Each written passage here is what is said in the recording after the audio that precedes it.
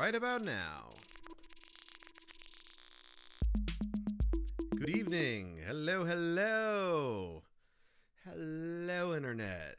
And happy Wednesday. Boom, let me slide myself down a little. There we go. We're adjusting on the fly. All right, what's up, y'all? Happy Wednesday. I'm your host for the evening. My name is Joey. I'm super excited to be here. Let's see. Stove, do I got a stove in chat? Stove, if you're in chat, let me know if you're here. Alrighty. Let's see here. Boop, boop, boop. All right. I got to pull up a little something here. All right. What's up, Stove? All right. I got to give my little sales pitch here first, okay? And then let's see here. Doot, doot, doot. Boop, boop. Boop, boop. There we go. Hey, look at this. All right. So, Stove, we're going to get to your questions. We've got a college math theme night here. But before we got to it, let me put in my plug for what I do around here. So my name's Joey. I run a website called everyonelovesmath.com. And I run this show Monday through Thursdays at 9 o'clock.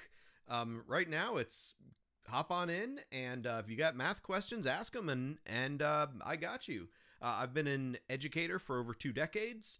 I've taught math to thousands of kids and hundreds of teachers. Yeah, I can say hundreds. And I love it, man. I love me some math and would love nothing more than to be a positive math force in your life. So to that end, you got a couple things. If you're watching right now, this live show, Monday through Thursday at 9 Eastern on the Twitch, this is free. You can ask questions in chat. You can ask questions by going on. Oh, you'll see the phone number scrolling over here. I got to keep pointing this way. So you'll see that phone number scrolling right there. So that phone number, you can text in your math questions. And then the other thing I have is I have message boards on my website. It's free to join the message boards. You can ask a question there. I also have access. If I were to show you this, I can just kind of scroll up. Not that one. That's the whole universe, isn't it? I'm going to grab that bad boy and scroll down. So on my website, you'll be able to see a link up top there for tutoring. Come on down, man. I got you. Let's do some tutoring. I do private tutoring on Zoom. All my availability for the next 60 days is up there. So if you got a question, ask it. And yeah, I'm ready to roll. And I know Stove is ready to roll. So Stove, I got Desmos ready. And look at this. I got your problem ready. So Stove sent in some questions ahead of time. And because I'm the world's biggest Stove fan, we're going to do some Stove problems. All right. So let's do it. I'm just moving my chair so I got a little room to play. So Stove emailed in, I think, 5 questions about solving inequalities when we have, and she's right to send these 5 in because these 5 get nasty. All right, here's where stuff gets nasty. All right. So it's all good. We're going to take care of these. Here's what we do. For all of these inequality questions, I'm going to tell you, you've just learned how to solve equations. Now they give you inequalities. And the great news is that we solve these the same way. We get 0 on one side and we factor on the other, and then we see what we got. Okay. And we'll talk about that when we get there. So for this thing, this is a cubic, right? And we know what this looks like. It's that, one little squiggle. If I were to guess what this thing looks like, it looks something like that, some kind of cubic. And so, wherever 0 might be, right, we want to know where is this thing less than 0. And so greater than 0. My goodness. Well, let me get rid of that. So we want to know where this thing is greater than 0. So we would shade in like up top here and up there. We're looking to call out those pieces. Okay. So I don't know exactly what the graph of this thing looks like, so I'm going to not pretend. I'm going to erase that. All right, and what we do is we are, in order to figure out all those places where this graph changes from negative to positive, we need to figure out when this function is equal to 0. And so in order to do that, we're going to factor. And so Stove, for this problem, even though it's a cubic, right, an x cubed, all three terms have an x in them. And so we're going to take an x, factor an x out to leave x squared minus 5x minus 50. And I'll leave the greater than 0 part. All right, so, and this is something that, that like ever since Algebra 1, if we see a greatest common factor, then we take care of that. So we factored that out.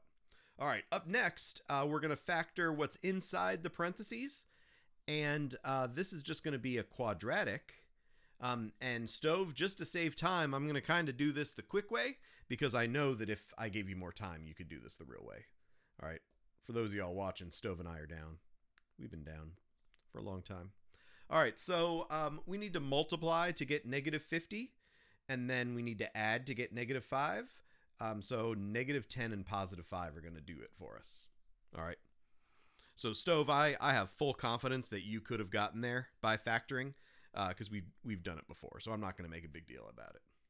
All right, so now that we have the left side factored and the right side 0, now we have a multiplication problem on one side and 0 on the other.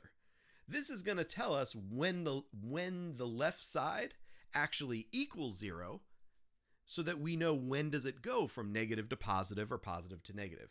So let me show you how. So if x was equal to 0, that would make that factor 0, which 0 times everything else, that would make the left side 0.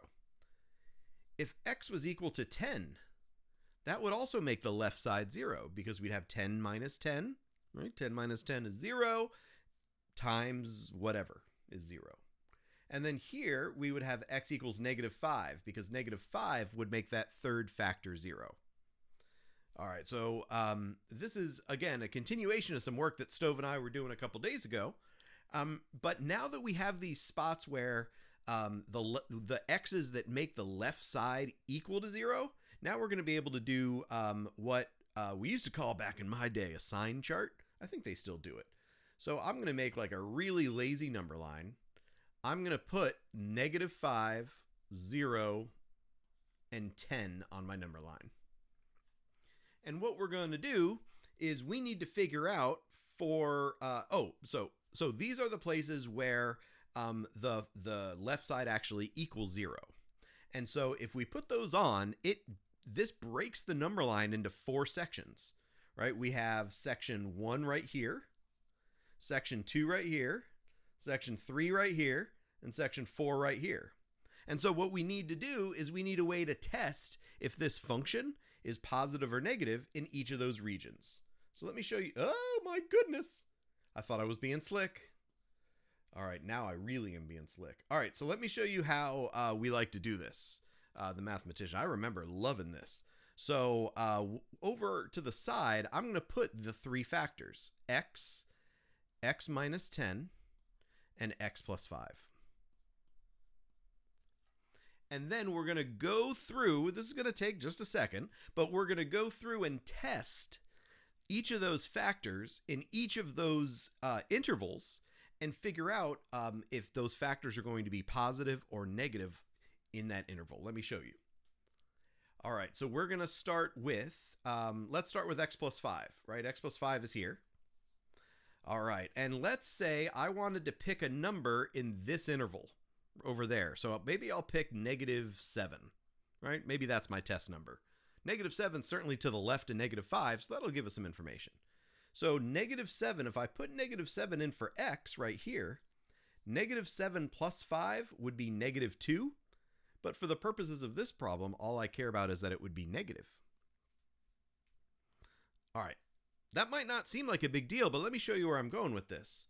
Now take this negative 7 and put it into this factor, x minus 10. So negative 7 take away 10 would be even more negative. Officially it'd be negative 17, but we don't even care. And then if I put negative 7 in for x, right, this is the top factor here, negative 7 put in for x would also be negative. So what does that tell us? That tells us in this interval, when x is less than -5, right? That's to the left of -5 on the number line, we would have a negative times a negative times a negative. And that would be negative. Now, the sign chart just makes the math a little bit easier, but really we could have just taken -7 and stuck it in here and calculated it and then figured out if it was going to be positive or negative. I just like the sign chart because it's like tiny decisions. It's less stressful to me to make some tiny decisions. All right, so let's do the second little region here. I'm going to pick like -2, right? -2, that's up there in between -5 and 0. So let's test -2. So if I test -2 here, -2 plus 5, that would be positive. Right? Technically it'd be +3, but it'd be positive. -2 take away 10, that would be negative. And -2 is negative. So now look at what multiplication problem we would have when we pick a representative between -5 and 0. We get negative times negative times positive. And if you think about it, that would be positive. All right, so remember, we were asking in this problem where this thing was positive, right? Where it was greater than 0. We just found one answer, right? In between -5 and 0, the left side is positive. Okay, we have 2 more regions to test, and we can't just assume that if it went negative positive, then it's going to go negative positive. We can't assume that. All right, sometimes it does, sometimes it doesn't. So let's pick a representative. I don't know, I'm going to pick like 4, right? 4 is there in between 0 and 10. Okay, so let's do some math. Down here, 4 plus 5, that's positive. 4 minus 10, that's negative. And if I put 4 in for x, that's positive, because 4 is positive. So for 4, the representative between 0 and 10, we have positive times negative times positive. This would be negative. Alrighty. And now we have one more region to check. We got to check to the right of 10. So just because I'm me, I'm going to pick 100, because it doesn't matter. Doesn't matter, right? Any number to the right of 10 is good. So if we put 100 in, 100 plus 5, that's positive. 100 minus 10, that's positive. And 100, that's positive. So for the representatives bigger than 10, we have positive times positive times positive, which is positive. All right. So the good news is that we are now done with the math. All we have to do is write our answer. Okay. We already know what we wanted. We wanted this thing to be greater than 0. We wanted the left side to be positive. So the answer is going to be this region right here. And it's going to be this region right here, this interval right here, all the way out. And so all we need to do is write this in interval notation. So this first interval is just from red pen. How dare I? So this first interval is from -5 to 0. And remember, we're using interval notation. And we don't include the endpoints. We're not including -5, and we're not including 0. And the reason is because this thing is not allowed to equal 0. It can only be greater. So we're not including those endpoints. All right, the other interval is from 10 to infinity. And now we never include infinity because you can't do that. And 10 is also a 0, so that's not included. And then we would put the union symbol in between. So that would be in interval notation. Those would be the x values. And if I really want to be classy, I would say x is an element of these sets. Ooh, so fancy. Stove, how are we looking? That was a long first problem. That was a long one. And they don't get shorter.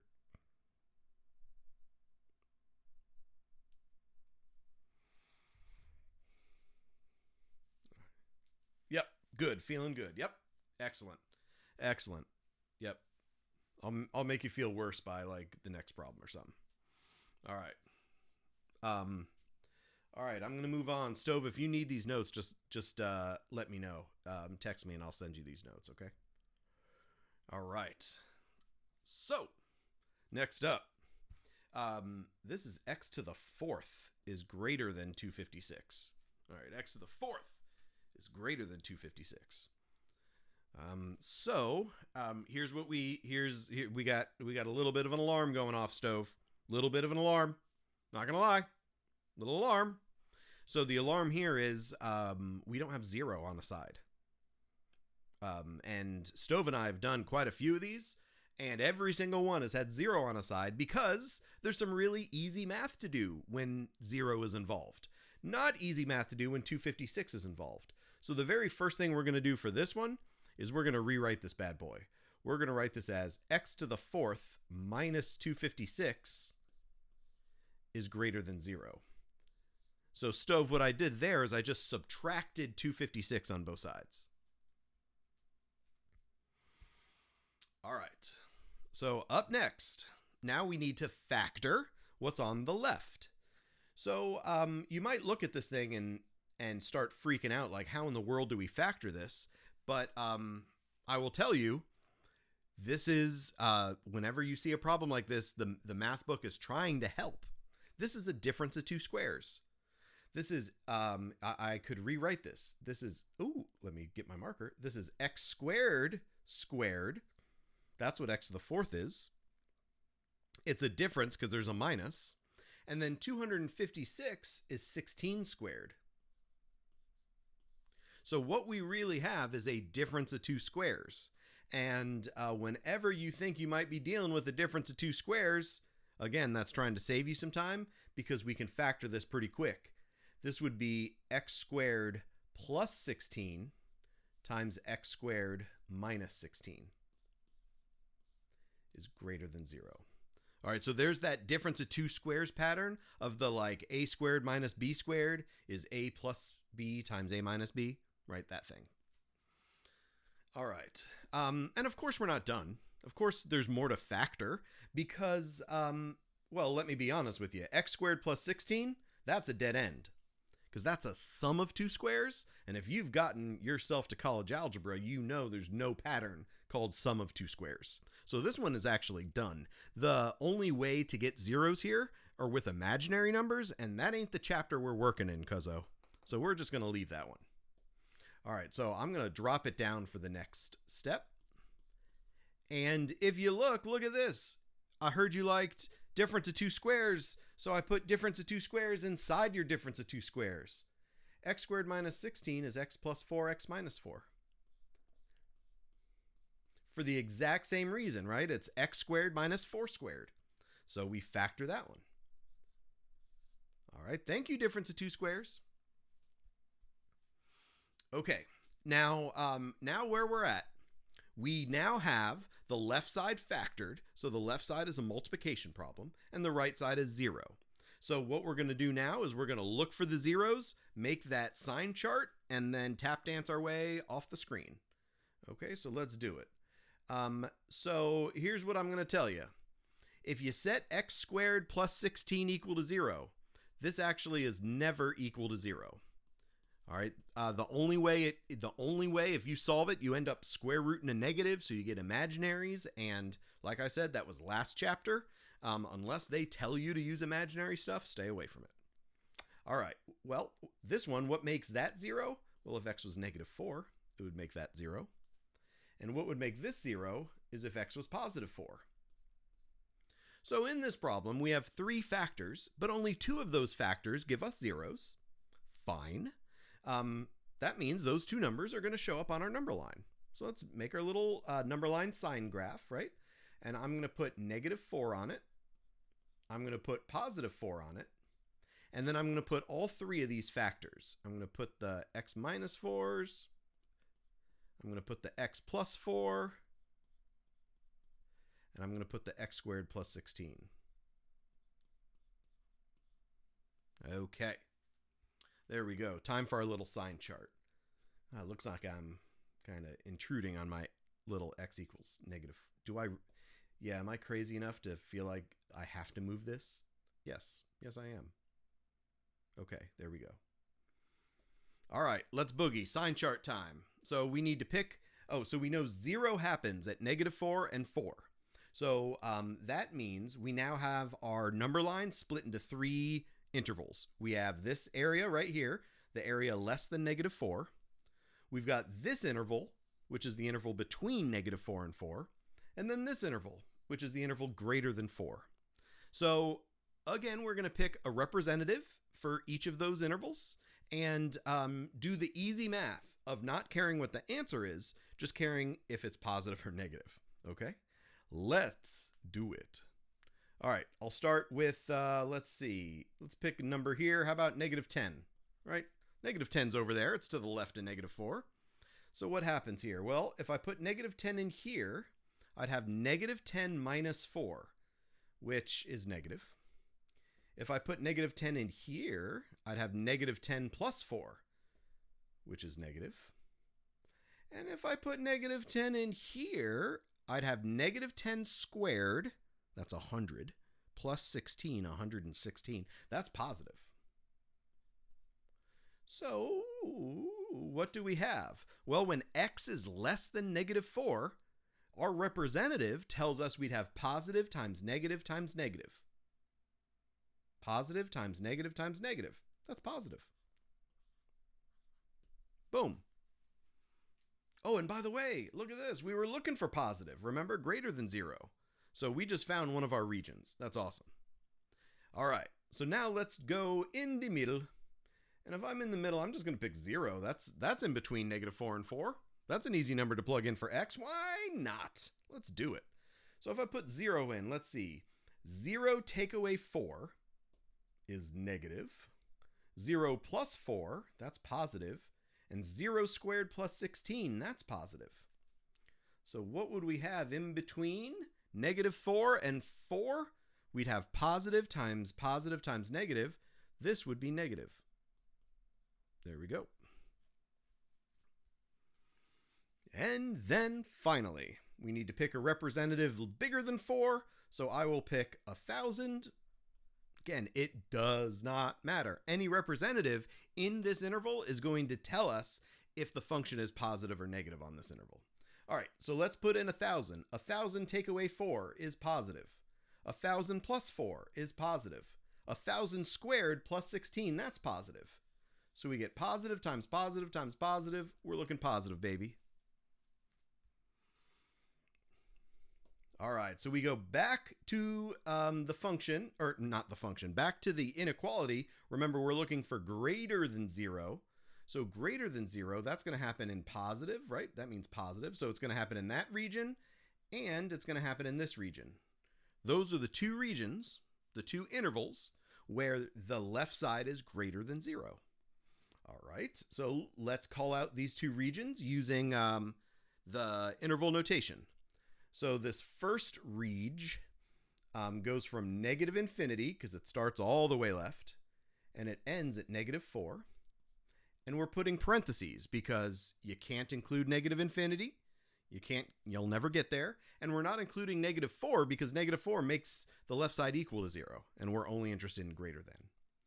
All right, we're going to union that with this other region, which goes from 4 to infinity. And we're putting parentheses around 4 and parentheses around infinity for the same reasons. 4 is a 0, and we're not allowed to equal 0 here. And infinity is infinity, and you never equal infinity. Okie dokes. Okie dokes.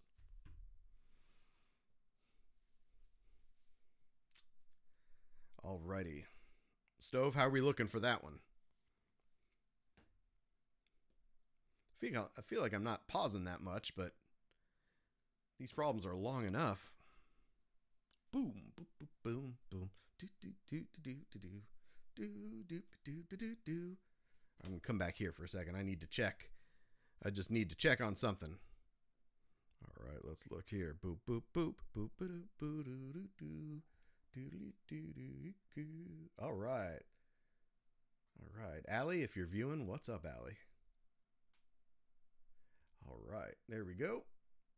Okay. All right. Yep.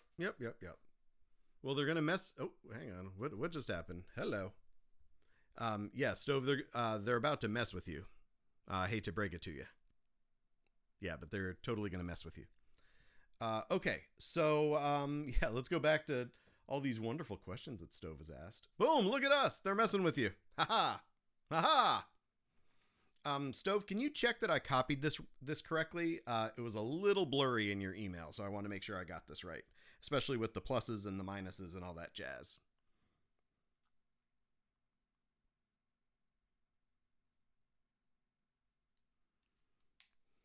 I want to make sure I'm not solving the wrong problem for you.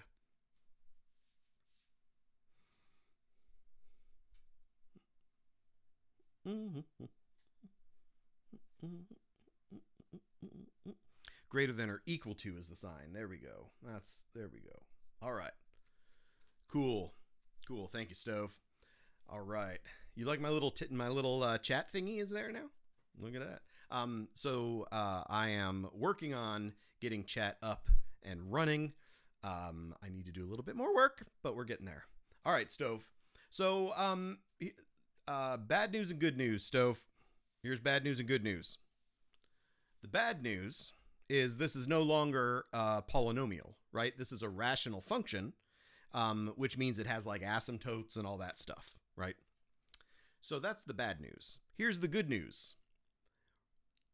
Outside of asymptotes, like really, the rational functions don't give us any surprises either. In between their asymptotes, rational functions are continuous. You can draw them with one swipe. Each little chunk of a rational function you can draw. You only have to pick up your pencil in between where those vertical asymptotes are. And so that was a long-winded way for me to say the good news is we can do this problem almost exactly the same way as we've been doing the problems, even though this is a rational function, or the left side is a rational function and not a polynomial. So other good news, this is already factored. Look at us. They gave us one factored. So what that means to me is that means I can skip straight to the sign chart for this bad boy. Let's do that sign chart. So the stuff that makes this thing equal to 0 would be, let's look, right? We can call this out pretty easy. 6 would make that 0. -2 would make that 0. And 0 would make that 0. So what I'm going to do is on my number line, I'm going to put a -2, a 0, and a 6. And then I'm going to put all of the factors, and there's 3 of them, all of the factors over here on the left side. X plus 2 and X minus 6. There we go. So the sign chart looks just like the ones that we did before, right? That's great news. So we can be mathematically stubborn, right? I like that phrase, right? We can be mathematically stubborn and we're still going to get the right answer. All right. So now that we put down the places where, I should say one more thing because I can never shut up. Let's talk about 0 for a second. So 0 is on the number line. Look at what happens when x is 0. So when x equals 0, we have a 0 in the denominator, which would be bad. There's a vertical asymptote when x equals 0. And you know that because that was the last chapter. So that's what we would say is that is a point of discontinuity, a place where this graph jumps. And so that should be included. 0 is going to be included as one of the borderlines. So what do we have? We have 1, 2 regions, 3, 4 intervals. So we're going to test 4 points and we're going to do that party. All right. And Stove, by yourself, you can probably do this quicker than me, but let's do it. I'm going to put in -10. -10 is to the left of -2. That's going to be our representative for all these like super negative numbers. So let's see. -10, if I put it in for x, that's negative. -10 plus 2 is negative. And -10 minus 6 is negative. So for this region, we have negative times negative times negative. This would be negative. Odd number of negatives. Boo. All right. Pick a rep in here. I'm going to pick -1, right? Like, that's kind of the only integer we could pick. All right, if I put -1 in for x, then it would be negative because it'd be -1. -1 plus 2 is positive, and -1 take away 6 is negative. So, as our representative for this region, we'd have negative times positive times negative. That's positive. All right. Yay, halfway done. I mean, we're doing all this little tiny, I mean, it's almost literally like we're using like Scratch. But we're just doing it so that we don't have to do a huge big problem all at once. Okay. Let's pick a number in here. I'm going to pick 3. I didn't have to pick right in the middle. I mean, I'd just pick any representative, but whatever. Okay, if I put 3 in for x, then x would be positive. If I put 3 in here and 3 plus 2, that would be positive. Oh, but 3 take away 6 would be negative. All right, so my representative between 0 and 6 tells me that this region will be negative. Negative times positive times positive. All right, one more region to go. So we're looking at the bigger than 6's. So I'm going to pick a number here, and I'm just going to be like 37. I'll put 37 there. All right, so if I put 37 in for x, x would be positive. 37 plus 2 is positive, and 37 minus 6 is positive. You understood why I picked 37? Because I don't care. All right, any representative that's bigger than 6 will work. And positive times positive times positive is positive. All right. Now, remember, we were looking for where this thing is greater than. Let me get my little shader here. So we got the greater than or equal to 0, right? If we're greater than or equal to 0. So that means positive, right? Greater than or equal to 0. So we're looking at these two regions, okay?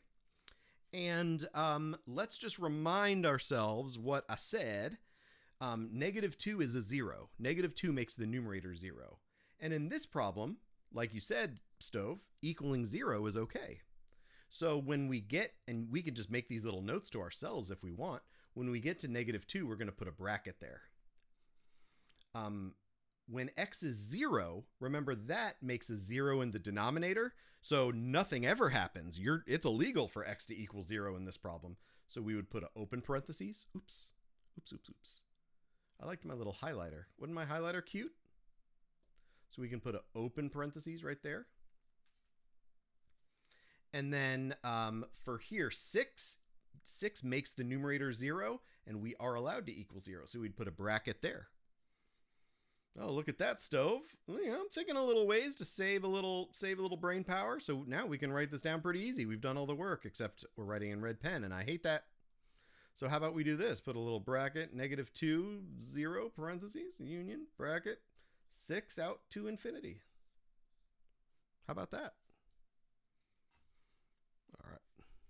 So you see how I like drew the brackets or the parentheses like right on top of the sign chart? If you want to do that, you totally can do that. That would be another little shortcut.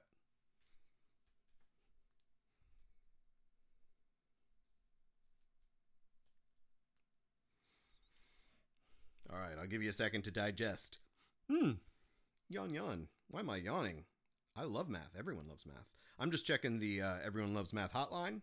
Make sure no new questions came in over the chat. We got to see if they came in over the chat. All right. Oh, I can hear my voice. Oh, that's cool. Why don't I just hold it up and get like some crazy Jimi Hendrix feedback? That could happen. All right, Stove. Let's see. Wait a minute. We did that one. Oh, good. Okay, this is the third problem. And we have 5 to do. For a second there, I got worried. I said, oh my God, have we only done 2 problems? Because those 2 problems, each one took like 15 minutes. But you know that you're going to be able to do this quicker than me. But I got to make sure we know what's going on, man. I got to make sure I break it all down for you. All right. So I'm pretty sure I copied this one right. So we're back to, oh, look, it's another rational, right? This is a fraction. So it's not a polynomial. It's a rational. And there's no 0 on one side. There's a 4. All right. So You might not like this. You might not like this. Yeah, I know you like it broken down. You know, you're on my team. So, yeah, you're not going to like this part, speaking of breaking it down, because here's what we have to do. I have to take 5x minus 2 over x plus 2. We're going to subtract 4 from both sides in order to get 0 on the right. So I subtracted 4 on both sides. Don't do any funny business with, I'm going to say this, Internet. I'm going to point at you right now, Internet. Don't do some funny business with subtracting 4 from that minus 2 just because you see two minus signs and you start to drool a little bit. You can't just subtract part of a fraction, right? Negative 2 is part of a fraction. You can't just pick out the one little piece of a fraction. What are you doing? Okay, so here's what we have to do instead, Stove. We now have it on the left-hand side of this problem. We have a subtraction problem. We're subtracting a fraction and a whole number. And so going all the way back to 3rd grade, we have to do a common denominator. Now, of course, there were never problems like this in 3rd grade. Never. But that's okay. We can do a common denominator. So how do we do that? Well, this 4, remember that 4, I'm going to write it like 4 over 1. Okay? All right. So the first fraction has a denominator x plus 2. The second fraction has a denominator, the dumb denominator, which is 1. It doesn't do anything. So that means the second fraction needs an x plus 2. All right, we got to give it what it's missing, baby. So here's what the next step looks like. I'm going to copy the first fraction because ain't nothing going on with this first fraction yet. It ain't ready. It ain't ready because we got to find a common denominator. And I'm going to take the 4 over 1 and I'm going to multiply the numerator and denominator by x plus 2.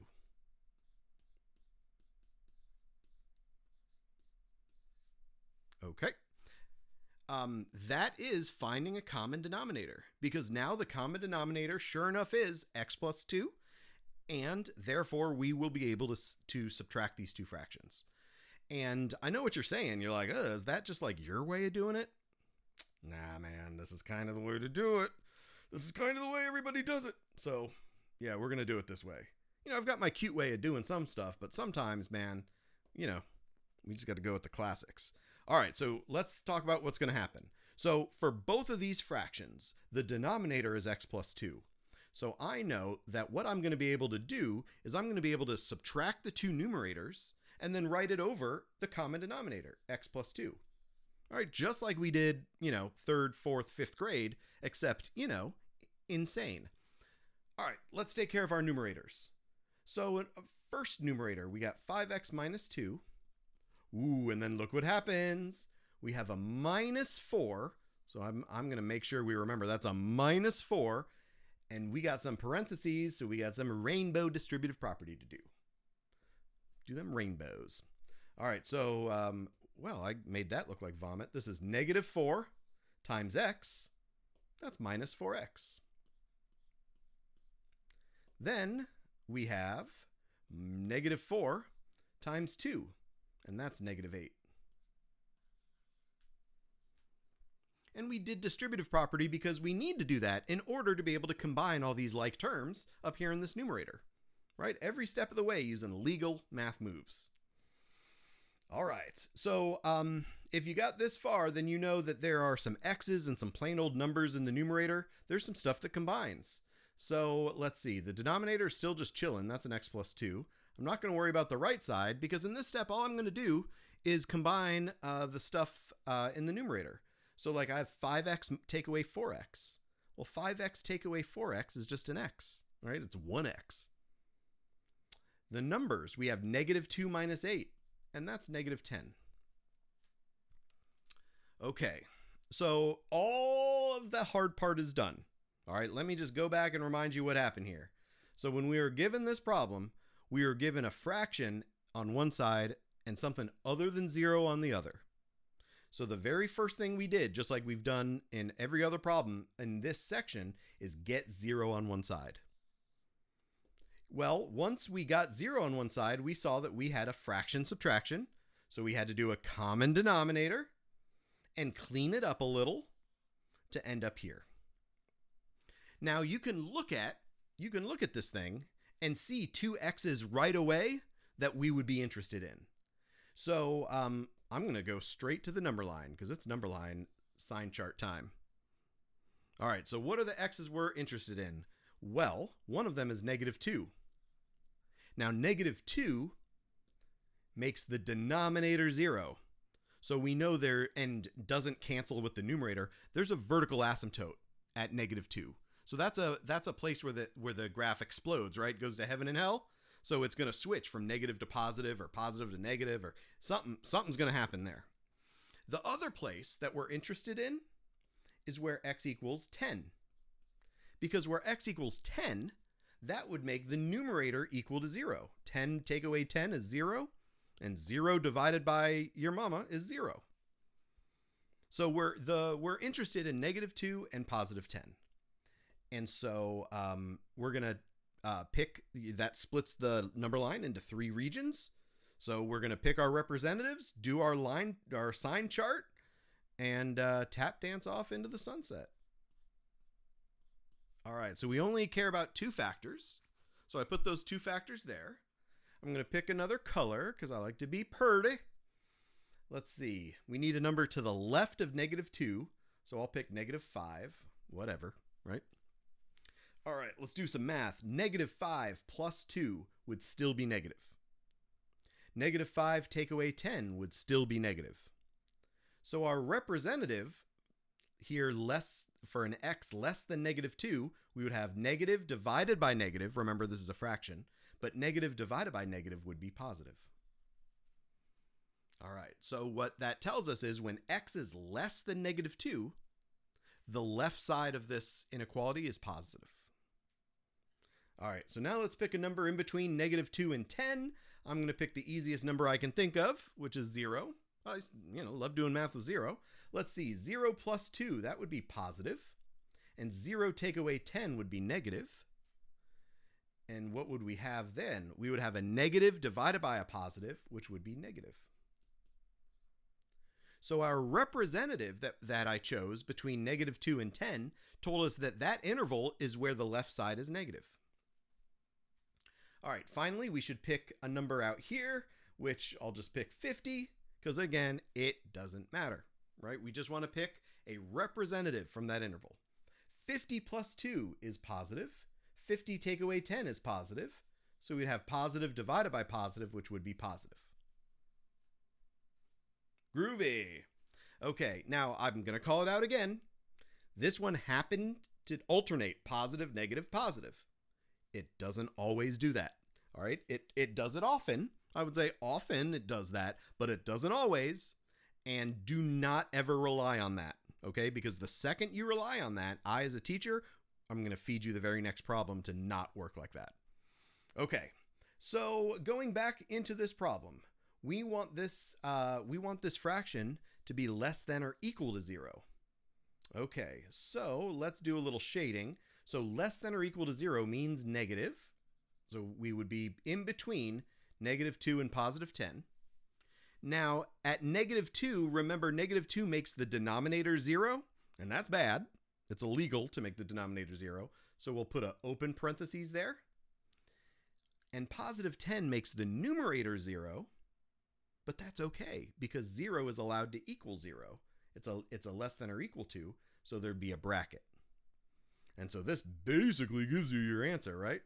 If we got that far, we can just say the interval from -2 to 10, not including -2, but yes, including 10.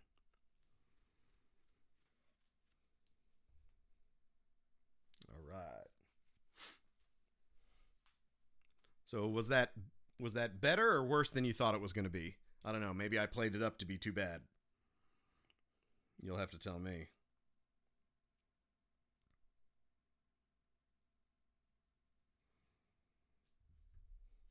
Let's see. All right. Until I get my chat fixed. That's what I was working on yesterday.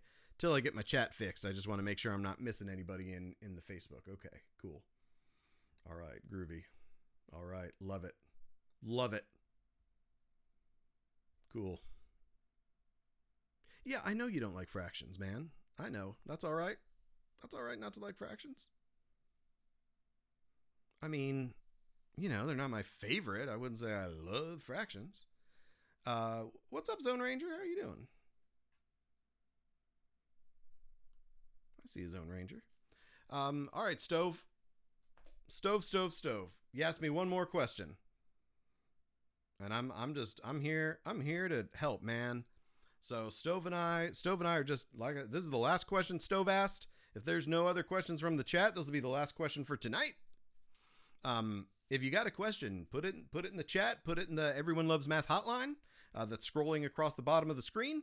That's also known as my Google Voice phone number, which is on Do Not Disturb. So don't be like calling me, asking me if I like math in the middle of the night. Okay, so all right, Stove. Here we go. Victory lap. So in this one, of course, they have to make the last one a pain in the butt, right? Of course, the last one's going to be a pain. This is a fraction on both sides. But you care less about the fact that there's a fraction on both sides. What you care about is that there's not a zero, right? Because we're big fans of zero tonight. We love having zero. So I'm going to subtract that fraction on both sides. All right? We're going to subtract. Yeah, of course, your favorite. Got to finish with it, but we'll be all right. So I'm going to write that first fraction, 4 over x minus 9, and we're going to subtract that second fraction, 8 over 9x minus 2. And this will be greater than 0. I'm keeping that same symbol. Keeping that greater than.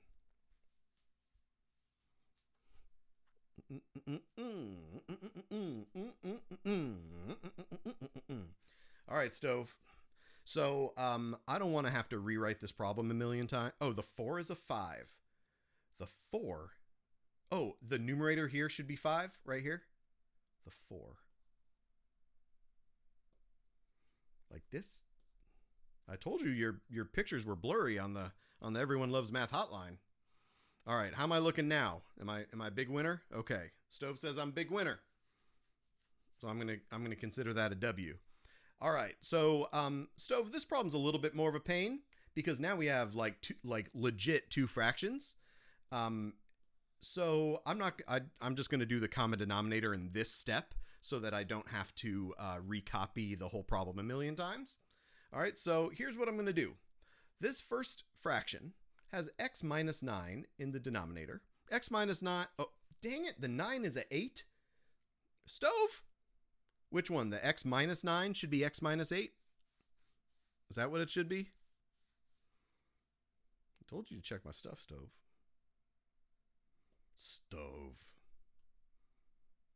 So this not because there's two 9s.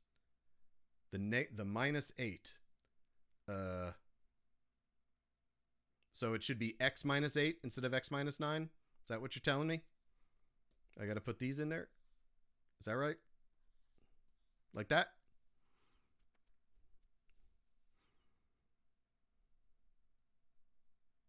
Oh my God. And the minus 2 is a minus 1.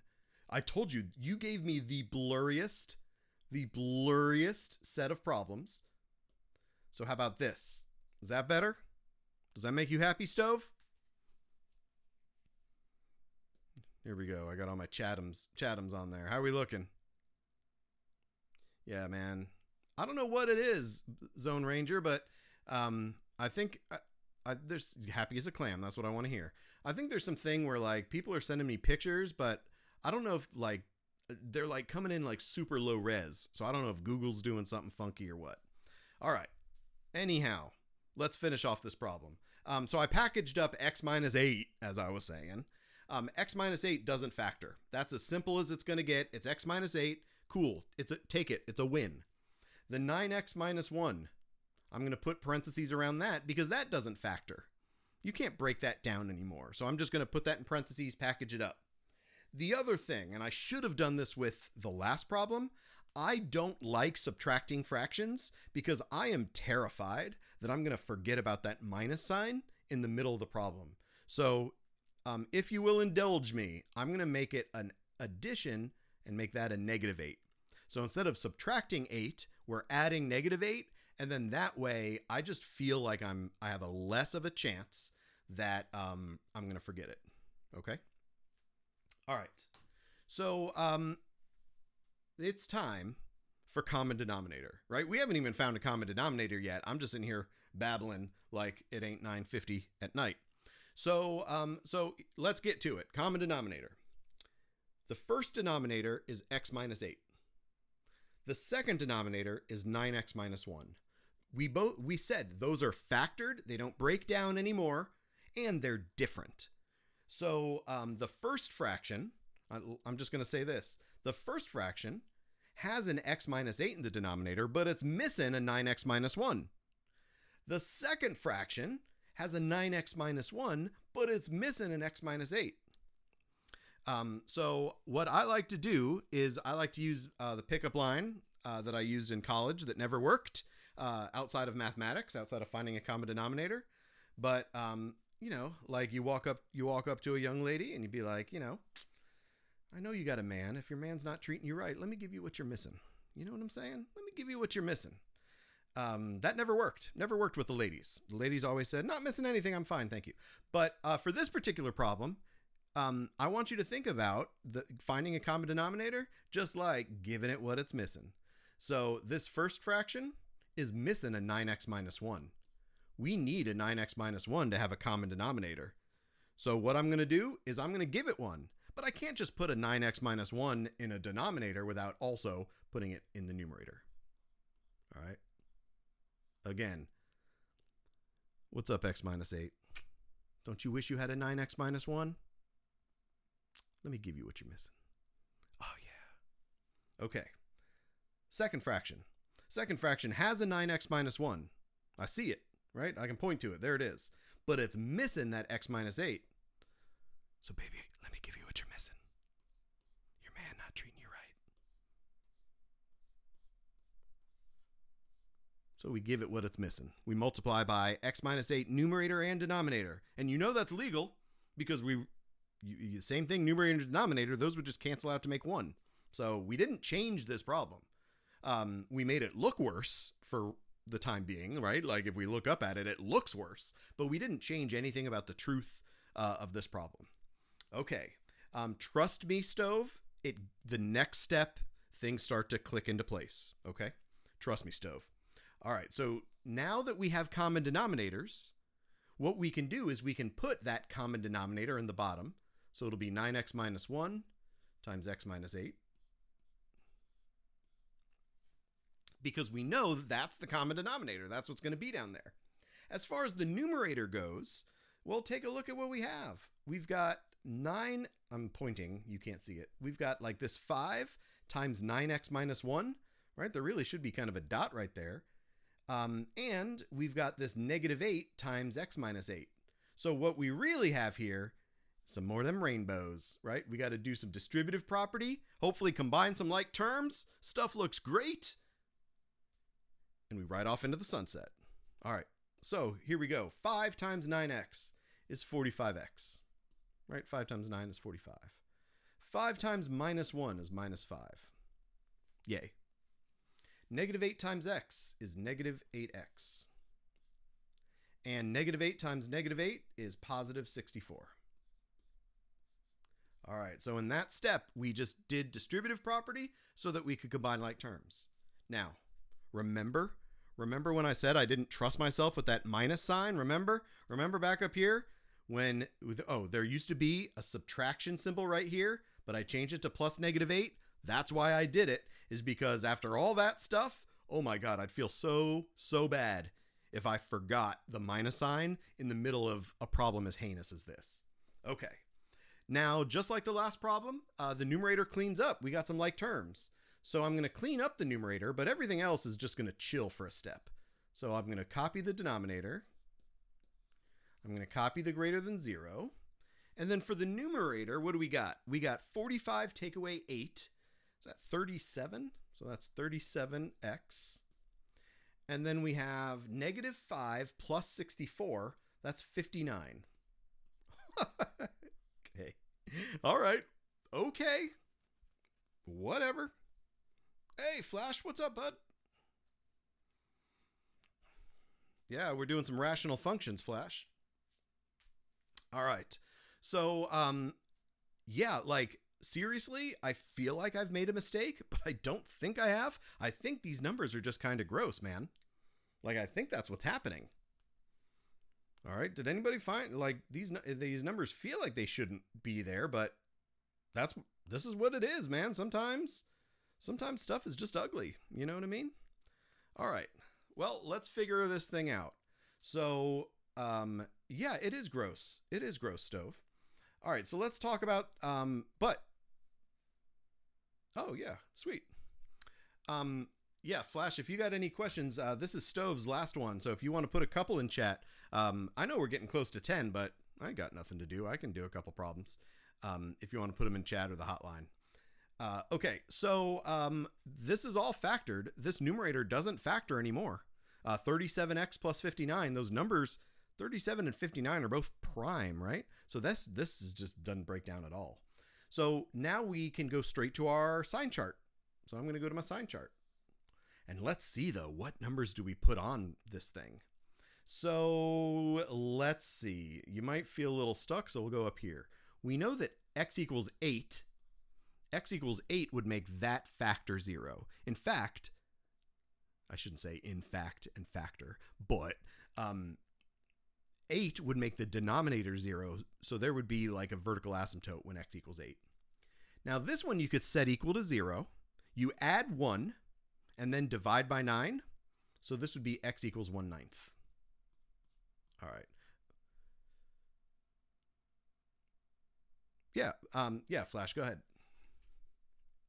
All right, and then for this numerator, where the heck does this numerator equal 0? Well, if we set that equal to 0, and I will tell you, I've done math for a long time. I can do this problem in my head. But set that thing equal to 0. You're going to minus 59 on both sides and divide by 37. So we would get x equals negative 59 over 37. So here, two of the x values that are funky in this graph, or funky in this problem, are fractions. So let's just review what's happening. And don't get caught up that they're fractions. I promise you this. Your pain in the butt of dealing with fractions is basically over right now. All right, we've done all the fraction grossness we have to do in this problem. So at least it's over. Okay, so what did all this tell us? What this told us was the number negative 59 over 37, which is around what? That's around like negative 1.5, right? And somewhere around there. So this number, when x is this number, that makes the numerator equal to 0. When x is 1/9, that makes the denominator equal to 0. When x is 8, that makes the denominator equal to 0. So these are the three interesting points for the left side of this inequality. Those are the 3 points that end up on our sign chart. All right, so let's put them on. The smallest one was negative 59 over 37. Then I'm going to put 1/9, right? Because 8 is the biggest. We want to make sure we get those in order, right? Don't mess up the order. But seriously, a negative number comes before a small fraction, and a small fraction comes before 8. All right, so I tried not to think that hard. All right, so now we're going to put in those factors over on the left. So I'm going to put x minus 8. I'm going to put 9x minus 1 and 37x plus 59. Okay, and we're going to do some math with all of this. All right, let's look. Once again, Stove, we had 3 interesting points, and that splits our graph into 4 intervals. So we're in that position once again where we have to pick a representative from each interval and test it to see is the left side of this problem positive or negative there. Okay, so let us start. I'm going to pick a number to the left of negative 59/37. And I know what you're saying. You're like, oh, it's a fraction. It's negative 10 is to the left of it. Like, it doesn't have to be exactly like the next number to the left. Just pick a representative out there. Again, I'm trying to do this without working too hard because this problem's already long enough. All right, negative 10 take away 8 is negative. Negative 10 times 9 minus 1, that's negative. Negative 10 times 37 is negative 370 plus 59, that's negative. So our representative tells us that when x is less than negative 59/37, or negative divided by negative times negative. This is negative. How many times can I say the word negative in this problem? Oh my word. Okay. Next up, we need to pick a representative in between negative vomit, right down there, negative 59 over 37, and positive little fraction. Again, don't try too hard. I'm going to pick 0. 0 is in between a tiny negative number and a tiny positive number. So 0 is going to be my representative for this interval. All right, so if I put 0 in, 0 take away 8 is negative. 9 times 0 take away 1, that's negative. 37 times 0 plus 59, that's positive. So our representative in the second interval, positive, negative, negative, this tells us that the left side is positive in that interval. All right, yay, we're halfway there. Okay, now we need another representative somewhere between 1/9 and 1/8. I'm going to pick 6. That's in there. Again, any number will do. If you hate yourself, you can pick pi, right? Like if you do, maybe you hate yourself, pick pi. All right, let's do 6. 6 take away 8 is negative. 9 times 6 take away 1, that's positive. And then 37 times 6 plus 59, that's a huge number. I'm not even going to try that hard. Okay. So what do we got? Positive, positive, negative. That's going to be negative. All right. And I can already hear you. You'd be like, Joey, this thing was negative, then it's positive, now it's negative. Is the last one going to be positive? Well, probably, but you cannot just assume. Trust me. So let's test it. I'm going to pick 10 because that's to the right of 8, and let's test it. So 10 take away 8 is positive. 90 minus 1 is positive, and then 37 times, that's a huge number, positive. Oh, look, it did come out positive. Again, don't accept that on faith that it's always going to alternate, because it does not always do that. All right, so now we're ready to give our answer. Remember, in this problem, they asked us about, when we rewrote the problem, we got greater than 0. So greater than 0, we're talking about positive. So our answer is going to need to be in this region right here and this region right here. And since we're talking, we're not allowed to equal 0 in this problem, right? This is just a greater than. So I know that equaling 0, we don't want, so that's parentheses. 1/9 is illegal to equal because that makes the denominator equal to 0. And 8 is illegal to equal. So we're having a little parenthesis party here. And now we're ready to give the answer. As ugly as it is, parentheses, not in red ink, So parentheses, negative 59 over 37, comma 1/9. So that's the first interval. We're going to union that with 8 out to infinity. And that would be our answer for that disgusting thing. That is so gross. So gross. Gross.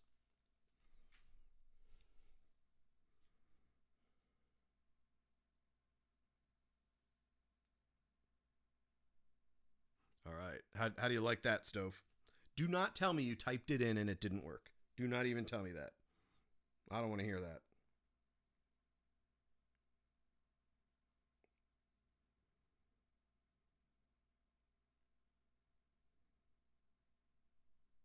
All right. Yeah, it is super gross. I know it's super gross, but, you know. I know. It is. I didn't invent it. Don't hate me. All right.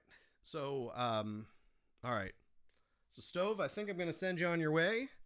Flash, do we want to do... Flash, I assume that was you that sent me that problem, right? Just now? Yeah, about the profit and revenue and stuff, right? All right. So, what we are going to do is I think Stove, as much as Stove loves math, Stove, don't do any more math tonight. All right. Bubble bath time. Bubble bath. Watch an episode of Friends or whatever does it for you. All right. Chew some ice if that helps. But I will see you tomorrow, Stove. All right, Stove is sleepy. All right. Well, happy slumber, Stove. Happy slumber. All right. So, all right. So Flash. So, all right. So Flash, this is less about polynomials and it's more about revenue, cost, and profit. All right, the problem you sent me. So those aren't polynomials, but this is revenue, cost, and profit. All right, and you sent me a problem about IKEA, but one of the things that I want you to know is that all of these problems are going to have the same flavor. Not Stove. I've been picking on Stove all night. Flash, give me the definition of one of these. You can pick one. Revenue, cost, or profit. We're going to have to define these. So do you have a definition for one of those? Because we're going to do all three. And if you have a definition for revenue, cost, or profit, not a formula, but a definition, what's it mean? What does it mean in real life? Hit me up in that chat.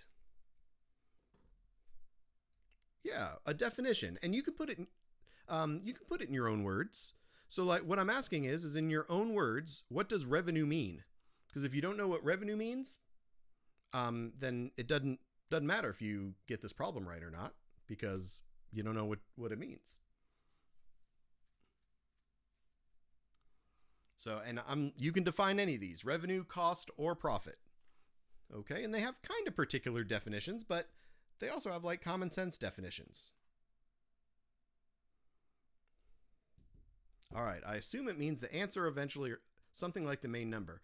All right, Flash, what I'm talking about is I'm talking about like real world revenue, cost, and profit, okay? So here's what you got to do. I'm going to break this down for you. For all of these, you have to pretend that you're the business, okay? Because for reasons I'm about to tell you, you have to pretend that you're the business. So the cost, let's see, here we go. We're going to do it in green. The cost is how much, I'll pretend I'm Whole Foods. Great, pretend you're Whole Foods. I love you, Whole Foods. There's a Whole Foods opening up down the street for me at the end of this month. So when we talk about cost in a problem where it's a revenue cost profit problem, the cost is how much does it cost the company to make it? Or I'll just say the company. How much does it cost the company? So I wanted to put this in first, and hopefully this doesn't sound silly to you, but when we talk about the cost, you don't want to say, like, for example, okay, if you're Whole Foods. So Whole Foods, you don't want to say that a bottle of water, because you sell it for $2, it costs $2. That's not the cost we're talking about. What we're talking about is that bottle of water that you sell for $2, Whole Foods, it probably cost you 17 cents to make. And then you're selling it for $1. So the cost of how much it costs the company, like to make it, like to even like put the product out, that's cost. Okay. The revenue is the money coming in.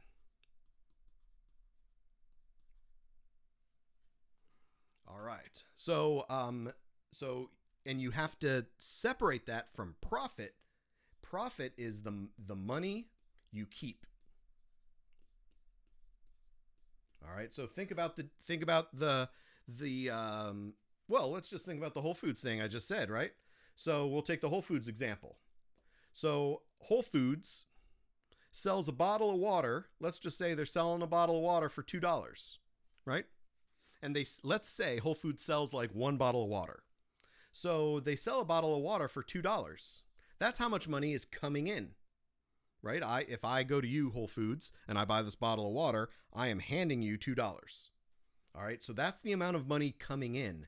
That is the revenue from me selling one bottle of water, or you selling one bottle of water at Whole Foods. Okay. Now, that doesn't mean that your profit is $2, Whole Foods, because like I said, that bottle of water might have cost you 17 cents to like make. Okay. And we would factor in some other stuff too. Like you have to cover in like, the cost of the water and the cost of the bottle and the cost of the label, but also like the cost of air conditioning, right? There's all these other costs that go into a company, right? So let's just say that all of those costs for this bottle of water is 17 cents. So the profit that you would get, the amount that you Whole Foods, the amount that you would be able to keep is not $2, it would be $1.83. Because the formula for profit, not because, but that gives us the formula for profit is the revenue minus cost. Okay, and I know you're in business calc. This is one of those like get the tattoo. All right, profit equals revenue minus cost. Okay, if I give you $2 for the bottle of water, that's revenue. It cost you 17 cents to make, that's the cost. So you get to keep $1.83, that's your profit. Okay, if we keep it, tattoo it on your hand. I mean, that would look like cheating. You might want to, like inside of your lip, it's small. You can do black ink inside the lip. That always looks hard. I think it's a good look. Okay. Is it trendy? Because I feel like the lip tattoo's been around for a while. I never fell into the lip tattoo craze, but I'm just a prude like that. All right, so let's talk about this problem that you gave me, Flash. All right, never too late. You're right. All right, so we got C of t. I'm going to write this function first. Is 200t plus 275,000. All right. So Flash, you're going to see this all the time for a cost. All right. So let me explain. This problem is all about an IKEA table, the Morbilonga. Okay, this Morbilonga table. So the function that it gave us, this function C of t, they gave us this function. This is the cost function for the how much it costs to make what do you call it? These tables. Okay, so T. Let me just label some stuff so that you understand what's going on, right? So T represents number of tables. All right. So these two numbers actually do have like variable vocabulary words. We would call this variable cost.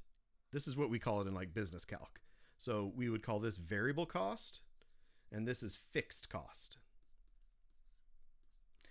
By the way, you don't need this to answer this particular problem, but business calculus, you need this. So that's why I'm taking a second. All right, so let's talk about making these tables.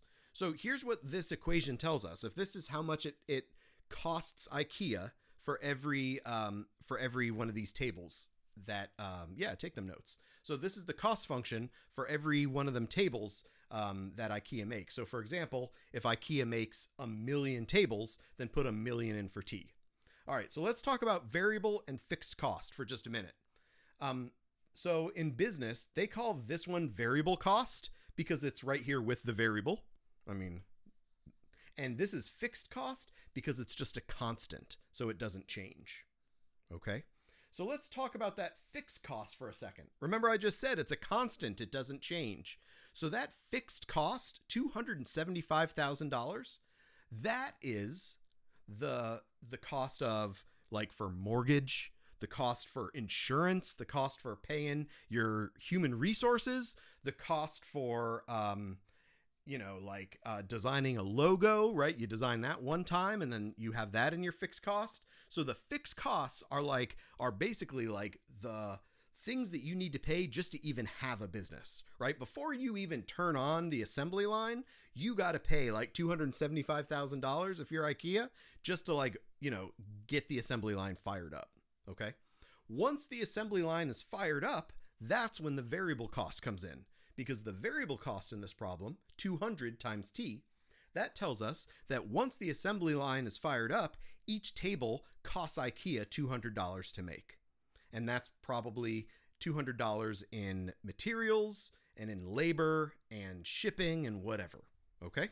So that's a breakdown to the cost. Now, if you notice, in this problem, and I haven't shown you the problem, but I have it here, they actually don't give you the profit function, and they don't give you the revenue function. But they give you enough information to figure it out. So let me tell you, and my friends that don't have my cell phone don't know this, but they say that the table sells for $399. That means, grr with the red ink. I need a plug-in or something. That means in this problem that if that's revenue, because that's money coming in. Every time somebody buys a table, $399 are coming in. So that means the revenue function is just $399t. The revenue function is normally pretty simple in these problems because there's no such thing as fixed revenue. That's not a thing.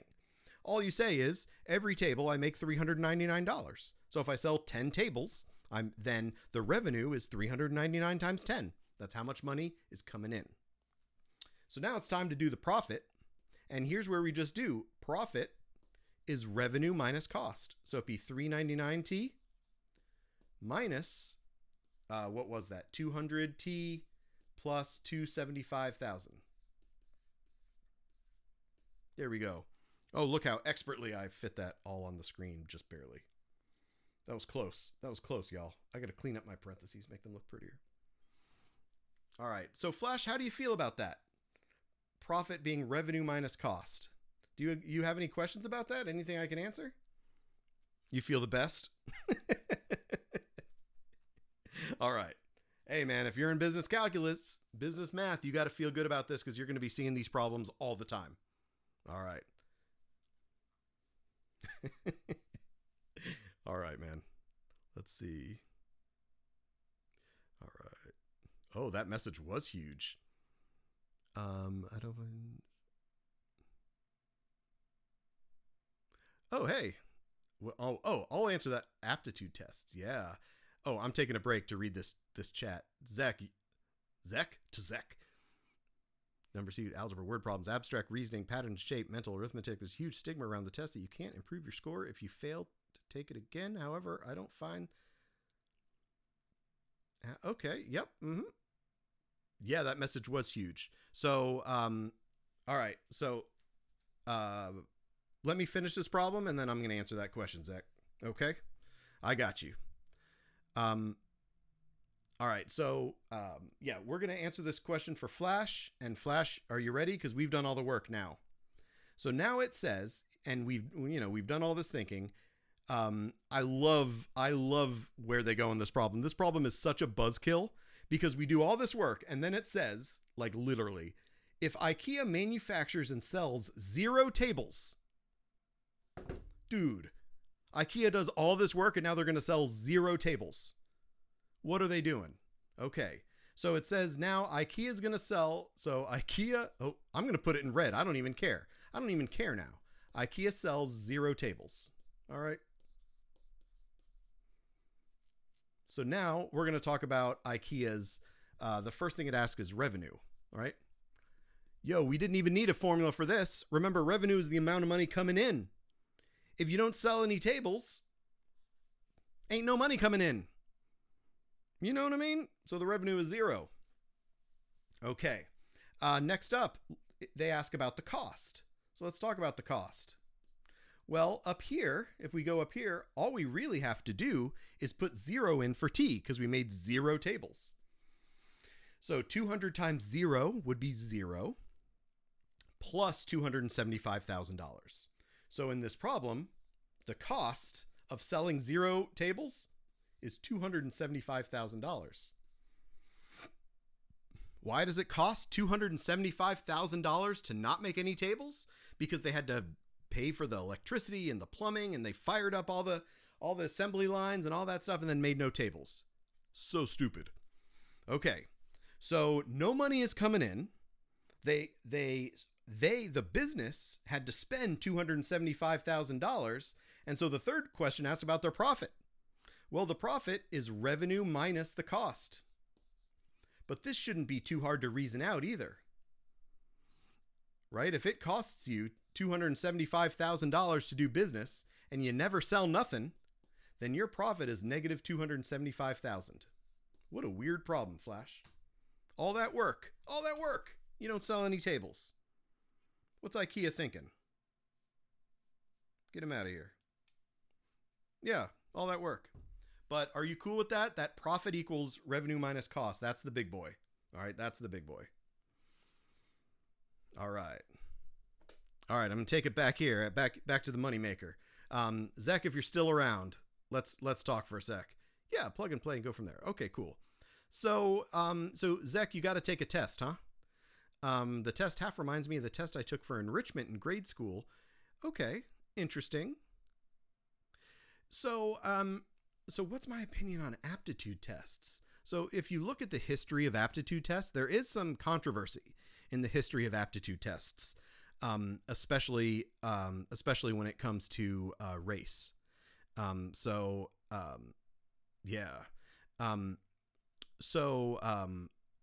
you read something like the bell curve is a book.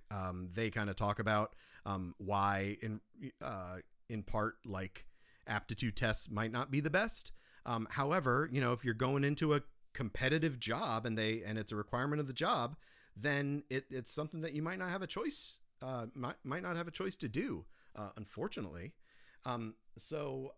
What I would recommend is, you need to get yourself a study plan. Do they have a practice test or some sample questions or anything like that, Zach? I don't know how much information they give you.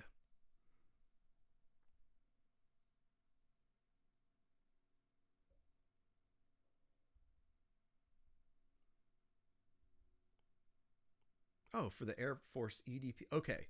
So, cool. So I will tell you my experience and how I might be able to help you. All right. So, I'm a tutor.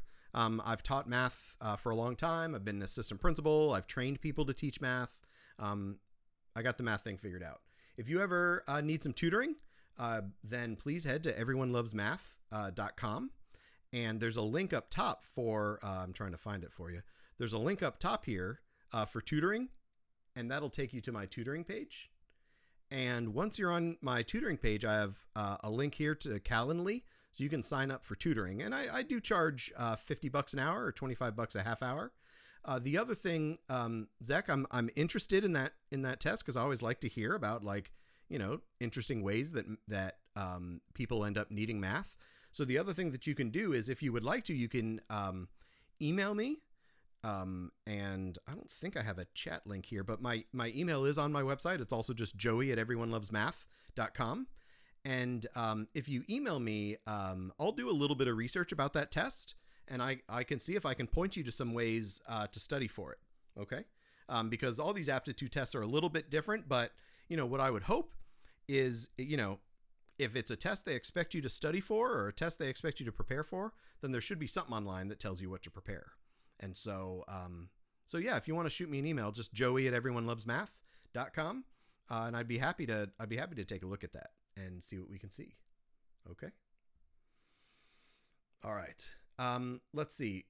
Flash, I'm just checking in on you, and my other folks in chat. Do we have any other questions here for this evening? I'll just give it a second.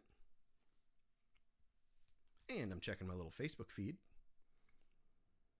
All right. There we go. Okay. There we go. All right. So, if I do not see more questions, then, it is almost 10:30. Dang. Okay. Let's see. What do we got here? Flash, I'm good to go. Okay. And Flash, if you need something, that's where I was just going to go, man. So if you have any other math questions you'd like to see answered, or Zach, if you want to bring any of those math questions, you can also send them to me at joey@everyonelovesmath.com, or head back to my website and put them in the message board. And any question you ask, if you're willing to tune in, we can do it here as well for free. So private tutoring through my website, free tutoring through Everyone Loves Math Live, Monday through Thursday at 9:00, and we go until the questions run out. And so if there are no more questions, I'm going to go ahead and log off for tonight. I want you all to stay classy. Stay classy. And have a great evening. All right. All right, man. We'll see you, Zach. I'm gonna turn up my little drum beat. This is my drum beat, man. All right. We'll catch y'all later. Nighty night.